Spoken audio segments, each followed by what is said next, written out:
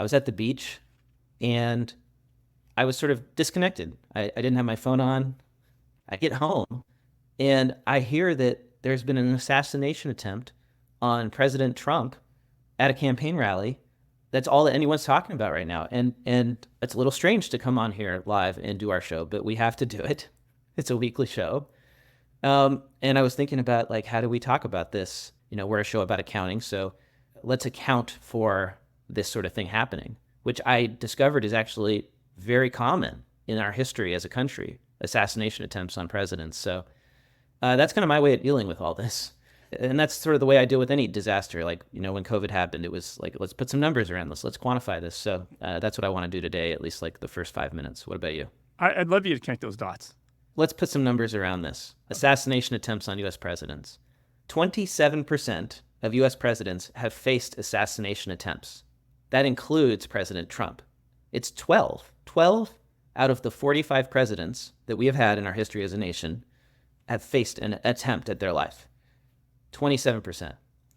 Now, of those 12, 4 were assassinated, and they were all assassinated while in office. So 4 divided by 45, that is 8.89%. It's almost 1 of 10. Yeah, I mean, we're getting there, right? Like 9%.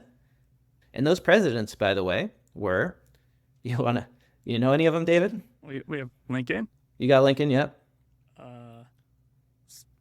For some reason, my brain wants to say McKinley, but I don't think that's right.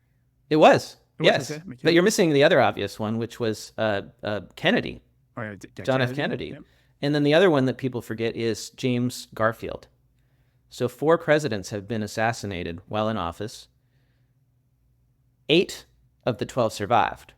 That included Andrew Jackson in 1835, Theodore Roosevelt in 1912, Franklin D. Roosevelt in 1933, Harry S. Truman in 1950, Gerald Ford, who survived 2 separate attempts in 1975, Ronald Reagan in 1981, and Donald Trump in 2024.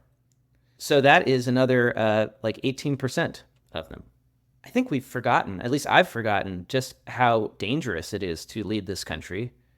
You have like more than a 1 in 4 chance if you are a U.S. president of either being assassinated or having an attempt on your life, right? It's arguably one of the most dangerous jobs in the world, then. This is a terrible thing. I think regardless of where you are on the political spectrum, we do not want this kind of violence in our political process.